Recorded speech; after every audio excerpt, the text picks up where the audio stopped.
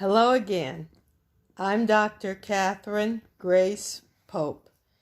If you are enjoying listening to me and viewing my videos, please subscribe to my channel, Dr. Catherine Grace Pope. Of course, I can be found in other places. At UNO on their channel, that is University of Nebraska at Omaha. I can also be found Duchesne College on their channel, and KMTV Channel 3 News on their channel.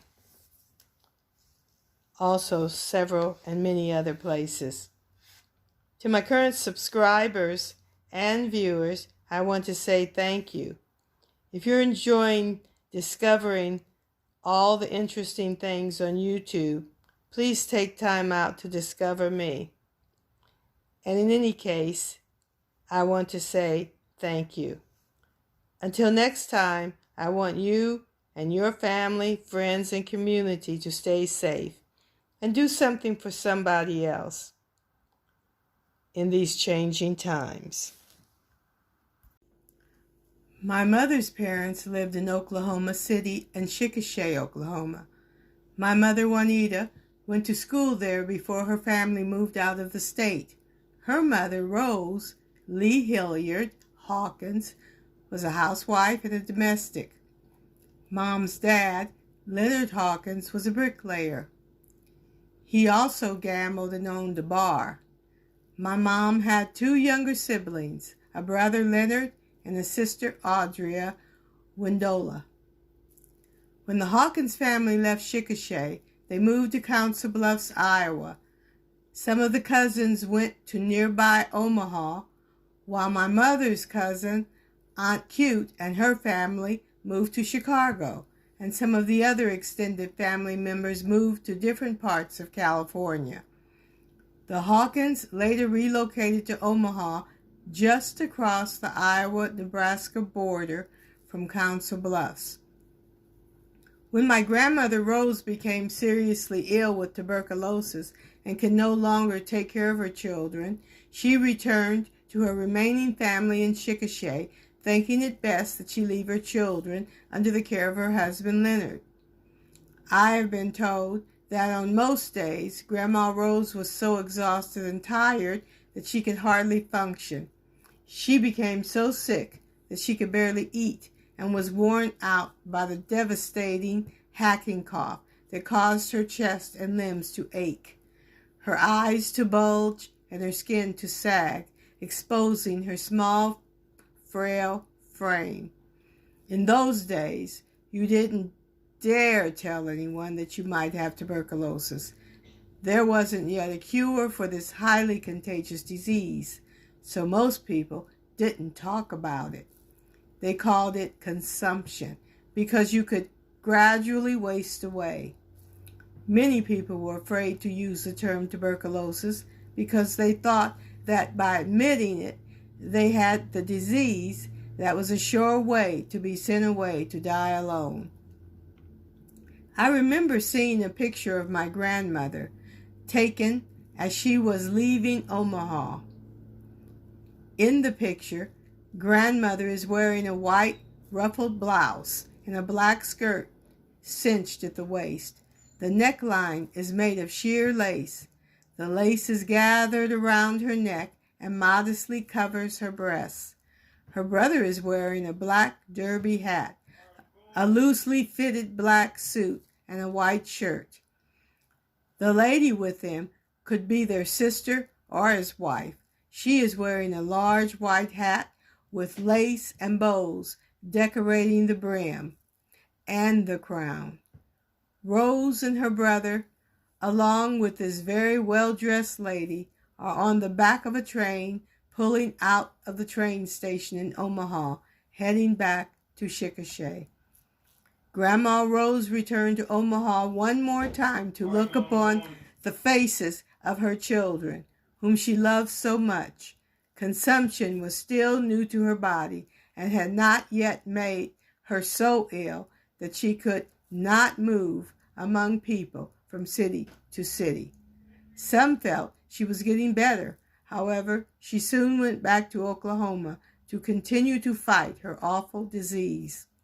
She stayed there, trying to overcome the bitter cold and the evil disease that was bestowed upon her. Not too long after that, she died. What I noticed about the picture the most was that none of them were smiling. It wasn't really a sad look. It was a look of resolve, a look of acceptance. You could see smoke coming around the sides of the train as if slowly pulled away from the station. In those days, it was hard for blacks to get a ticket to ride a train. White people weren't concerned with their clothing or nice ways. What mattered most to them was where you were going or where you were coming from. Most black travelers, if they were allowed to ride the train, would experience a long, hot ride in close, cramped quarters. For most blacks, it was grueling as well as a frightening experience. Although my grandmother Rose was very ill, she chose to make the journey by train twice. It was important for her to see her children, even if it was for the last time. She and her companions were confronted by segregated waiting rooms at each and every stop, along with segregated train couches. The second time they made the journey, the procedures were more familiar, but the unfriendly attitudes of the conductors and the unpleasant look of the passengers were no easier to endure. When the train stopped, they were not allowed to get off and use the restroom in most places. Food and drink was rarely available to them, so they had to bring their food along with them on the journey. Where they got the money to ride the train, especially a second time, was unknown. During this time, fares were set high in order to deter migrants, especially black migrants, from traveling north. There are a lot of things that I don't know about our grandmother's last trip to Oklahoma, but what I have learned is that she must have been brave and courageous with regard to her desire to recover and return to her children in good health. I often wonder who they were waving goodbye to, who took the picture. I would like to think it was one of her children, my mom, Juanita, and her brother Leonard, or sister Audria. I don't know exactly how long the children lived with their dad. I assumed that they lived with him on and off for at least 5 or 6 years. My mom told me that my sisters, that they were 8 or 9 years old.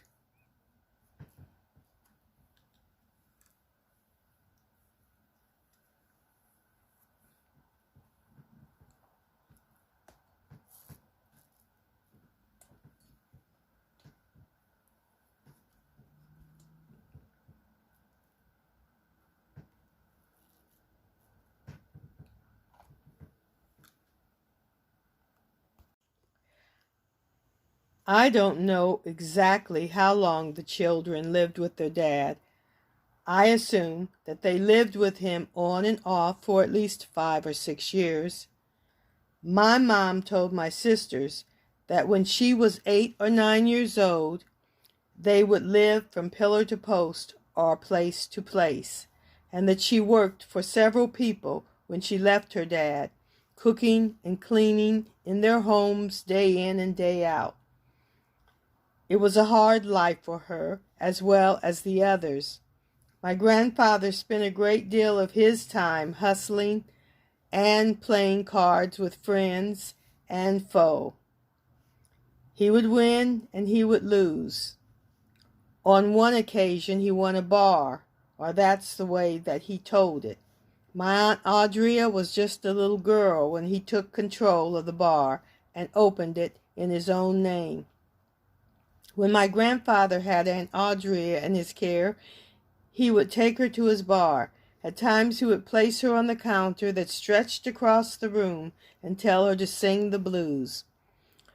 From what she told me, she could really sing her heart out. Most of the songs that she would sing were sad songs like "Tain't Nobody's Business If I Do," although I don't think Aunt Audrey understood what she was singing at that early age of 4 or 5. Most of the time, they hardly even saw their dad.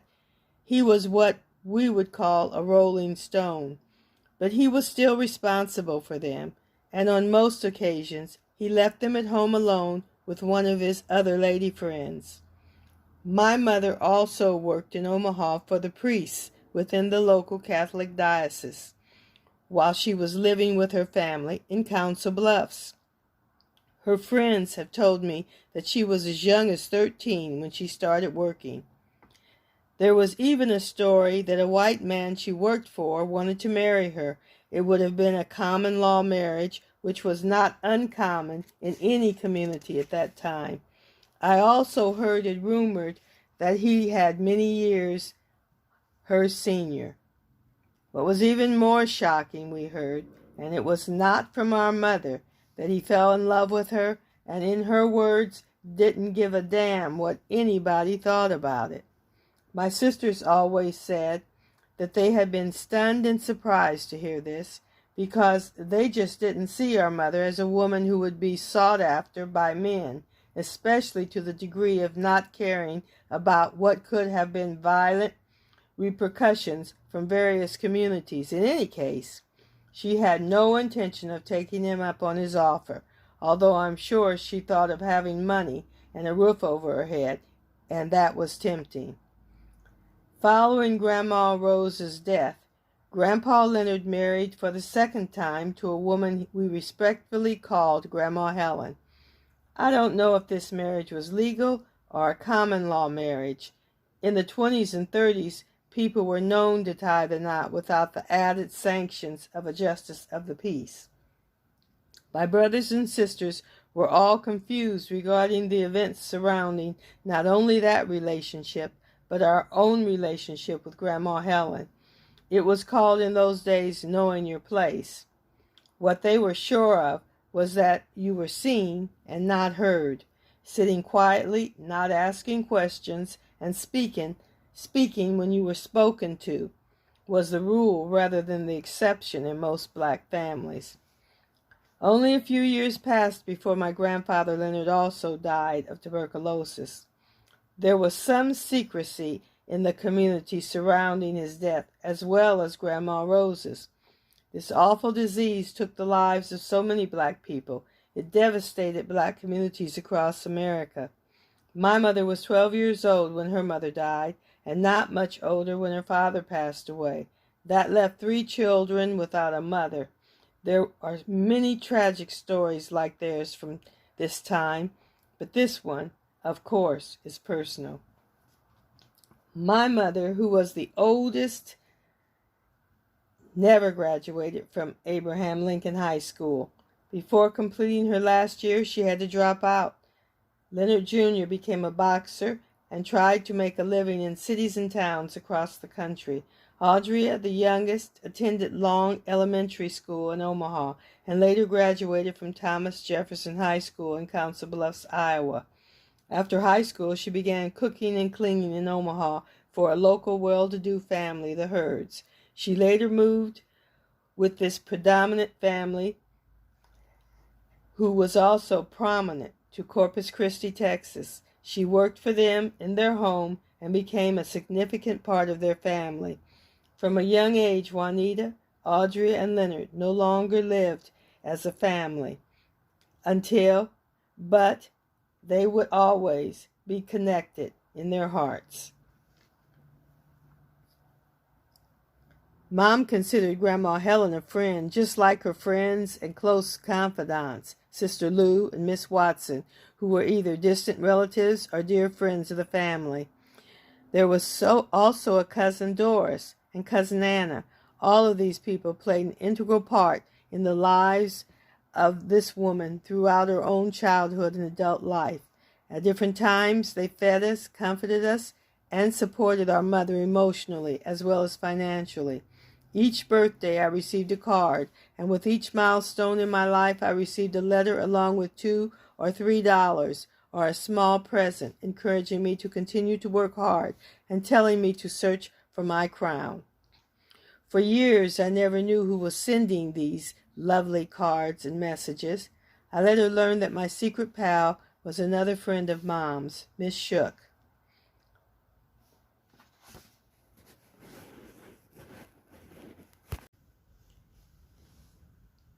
John Pope, my dad, was always described by my siblings as a self-educated man.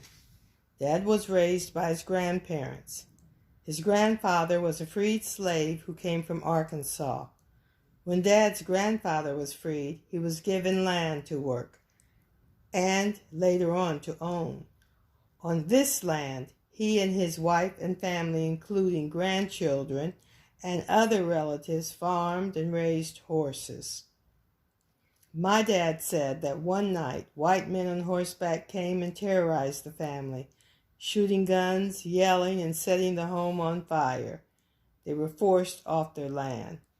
They left everything and scattered to various parts of the South.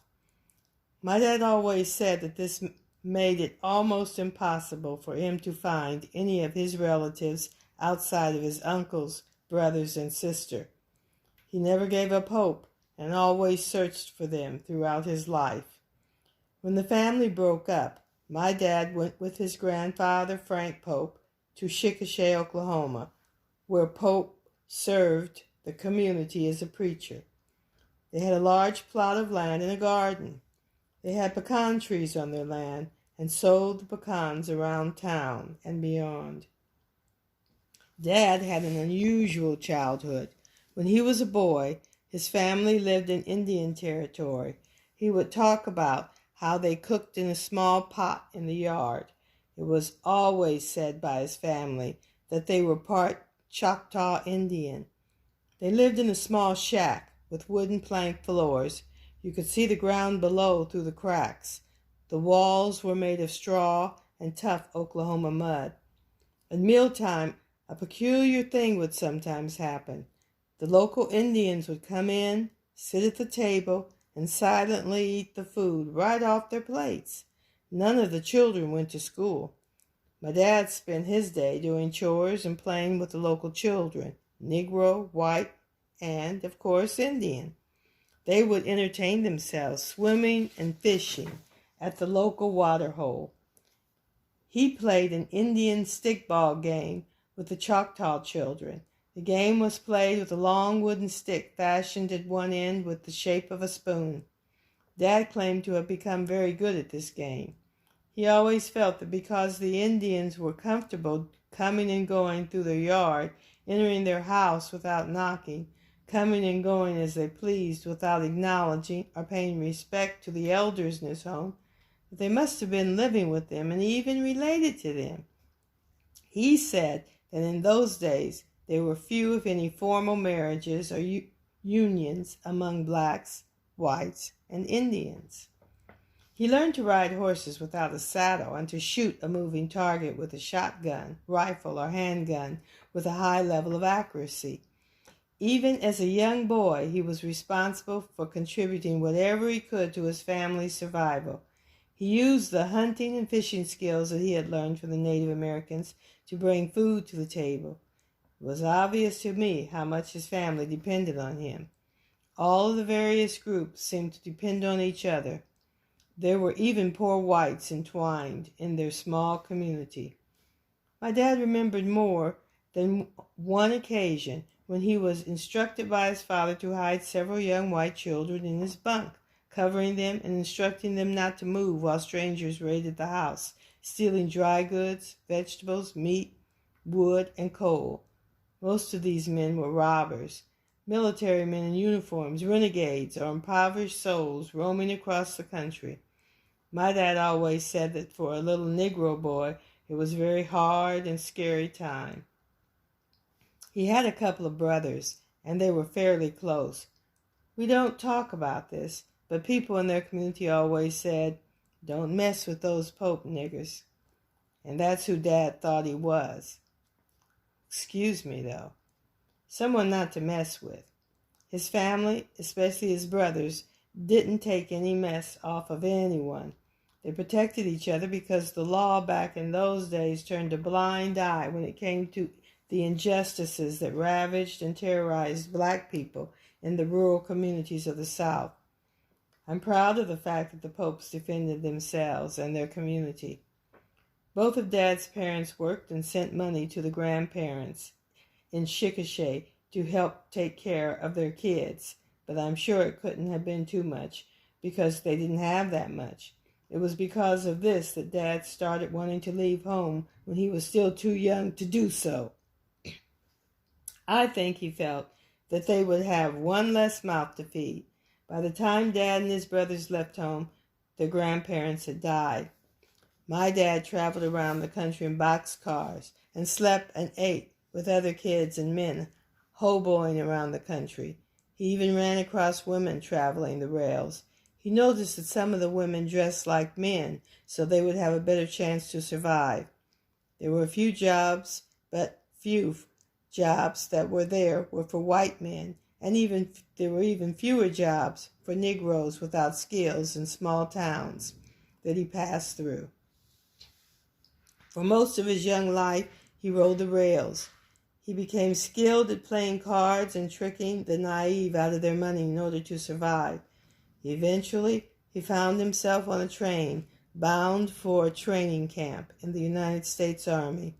After a few weeks, he decided that the Army wasn't for him, and he disappeared from his camp. He knew very little about city life when he ended up in Chicago, a place in the north that he was always hearing had jobs for men like him. Later, he was somehow contacted by a sister who was trying to unfether herself from a male scoundrel who was just plain evil and abusive. Dad went to her aid, and a fight ensued. While saving her life, Dad seriously injured the man, who I heard later died, and my dad was sent to prison for years. Thanks to his quick thinking without regard to his own safety, his sister lived a long and happy life. Dad never openly spoke of his incarceration, and neither did we. I didn't even know. My dad later moved to Omaha, Council Bluffs area, where he worked odd jobs. Several years before he married my mother, he began to go blind. He moved about in his surroundings with uncertainty and confusion. Night became day, and day night in his small world. He learned to successfully wash, shave, comb his hair, and dress himself in darkness. Months later, his sight returned, as strange as it had gone away. Later, he told it was historical blindness. He never went to a doctor, so he never received a medical explanation for his condition. When he consulted doctors later about what had happened to him, they felt that his condition was more psychological than physiological. Following his illness, he became a tailor for a time. He even was a show card writer for a while. A show card writer created handmade signs to display in the front of buildings and theaters, in store windows, and on street placards. These displays advertised goods, holiday sales, and special occasions. When an event came to town, Dad was hired to write an advertisement for it. He was an extremely good writer. He even went to a school for show card writing. He was a self-educated man, and like other men in his family, he enjoyed reading. He was always interested in what was happening out in the world. He would read the newspaper from front to back every day. He usually listened to the radio in the evening. He wanted quiet when he listened to the news. Because of that, we knew all the local and world news. Daddy liked Westerns. I remember him reading all of the Western writers, especially Zane Grey. I appreciate that both of our parents were well read. Dad was about 27 and my mom about 17 when they met. My brothers and sisters and I think that Mom married Dad because her parents had died. Because of her dire circumstances stemming from their loss, she no longer had a real home.